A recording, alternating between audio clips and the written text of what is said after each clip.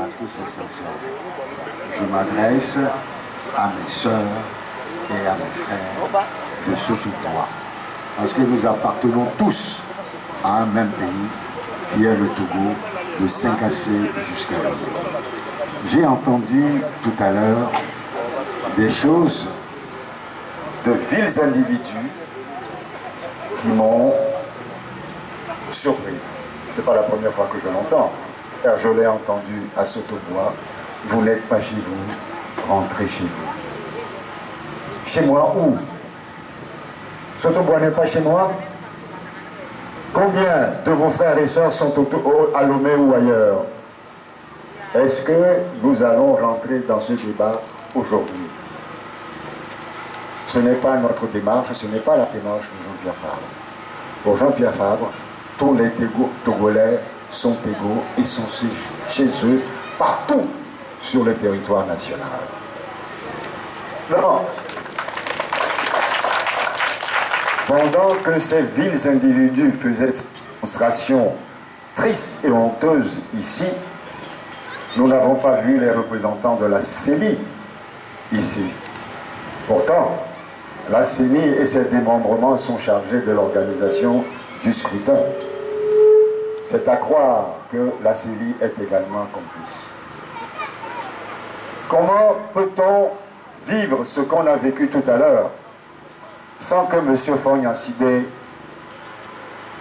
n'ait pas donné son aval? C'est avec l'autorisation de M. Fognansibé, candidat, que cela s'est passé à Saint-Cassé, à Tandjouaré, à Gando, à Guérenkouga et à Bassa hier, aujourd'hui, ici. Nous sommes ici à Sotobois. Comment est-ce que cela est possible si M. Boupessi n'est pas au courant et n'a pas donné son accord? C'est avec l'accord du ministre de l'administration territoriale que de telles choses se sont passées aujourd'hui ici. Je le tiens pour le premier responsable de cet incident. Et il va demain nous dire qu'il faut respecter la loi.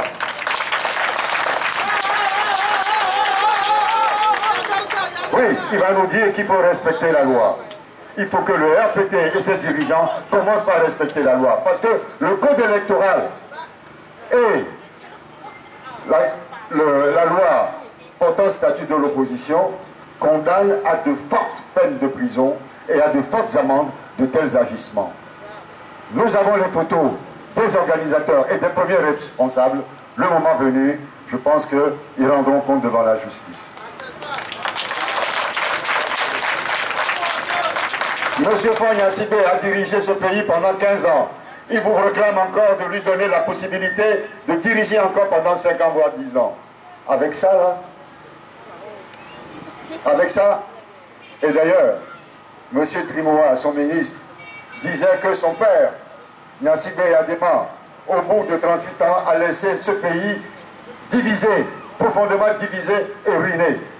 Qui le dit? C'est Trimoa qui l'a dit. Et là, on vient de nous donner la réponse. Son fils a fait la même chose pendant 15 ans. On vous parle d'unité nationale sur les radios et derrière, on divise le peuple pour pouvoir rester indéfiniment au pouvoir. C'est ce que disait tout à l'heure le président fédéral, pour qu'on reste là à les servir. Nous sommes chez nous, nous sommes des citoyens togolais, mais les esclaves de la famille Gnassingbé, nous disons non.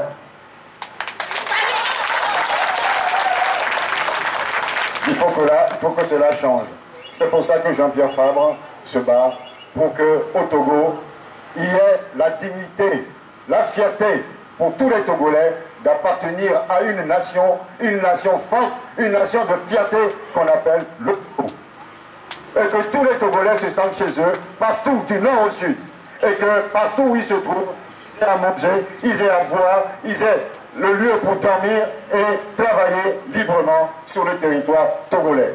C'est ça la lutte que nous faisons et c'est la lutte que Jean-Pierre Fabre est en train de mener dans l'intérêt du peuple togolais tout entier.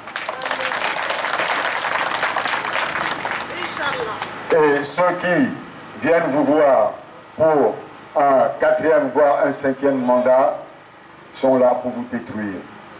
Pour ne rien vous donner, eux-mêmes se remplir les poches, voilà, tandis que votre quotidien ne les intéresse pas. Si vous êtes malade, vous ne les intéressez pas. Si vous mourrez, vous ne les intéressez pas. Tout ce qui vous les intéresse, c'est de vous transformer en de petits voyous, comme on a vu tout à l'heure, venir gesticuler ici pour vous empêcher d'exercer librement vos droits de citoyens togolais.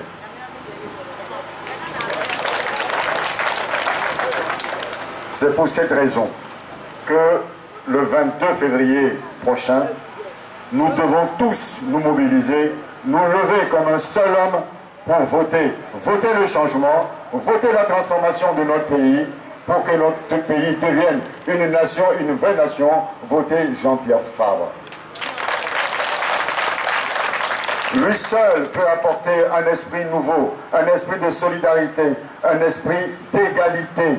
Son mot préféré, ce qu'il dit souvent, c'est l'égalité des chances pour tous les Togolais. Ça veut dire quoi? Ça veut dire que tous les Togolais auront la même chance dans la vie, depuis tout petit jusqu'à la retraite. Ça veut dire que, en fonction de vos capacités, vous pouvez occuper tous les postes de la vie. Et vous n'avez pas besoin d'appartenir à un parti politique, à un clan, à une famille pour pouvoir vivre. Nous sommes tous égaux. Voilà le rêve de Jean-Pierre Fabre. Pour vous les femmes, Jean-Pierre Fabre rêve de donner la possibilité, dès que vous êtes enceinte, d'être prise en charge par le Togo, c'est-à-dire vous n'allez pas débourser un centime pour vous faire soigner, jusqu'à la naissance de l'enfant, vos soins sont pris en charge à 100%. Et dès que l'enfant est né, jusqu'à ce qu'il ait 7 ans, la mère et l'enfant seront pris en charge. C'est possible au Togo si ceux qui nous dirigent ne se remplissent pas les poches. L'égalité des chances à l'école, c'est-à-dire que tous les enfants ont la même chance de fréquenter les écoles jusqu'à l'université et gratuitement. Je dis que c'est possible. Vous avez du mal. L'échec scolaire, très important, tandis que les leurs sont aux États-Unis, sont en France, sont en Allemagne, etc. Vous, votre avenir ne les intéresse pas. Votre avenir intéresse Jean-Pierre Fabre et il travaillera à ce que vous ayez la même chance que les leurs qui sont aujourd'hui à l'étranger. Et demain, face au chômage, il ne suffit pas de se dire j'appartiens à une famille, j'appartiens à un parti politique pour avoir un poste dans l'administration ou dans le privé. Ce sont vos compétences qui feront que vous serez choisi à un poste donné. Et ceci, appartenance à une ethnie, à une famille, à un parti politique. Ça, c'est le rêve de Jean-Pierre Fabre. Et nous souhaitons tous que ce rêve devienne une réalité très prochainement au Togo. C'est pour cela que je vous invite. Je vous invite instamment à voter massivement pour le candidat Jean-Pierre Fabre parce que je suis persuadé que l'alternance politique est possible. Elle est possible cette année 2020, sinon pourquoi auraient-ils fait ce qu'ils ont fait aujourd'hui? C'est parce que la peur est dans leur camp. Mobilisez-vous, non seulement allez voter massivement, mais restez là jusqu'à ce que les résultats des bureaux de vote soient proclamés, affichés dehors.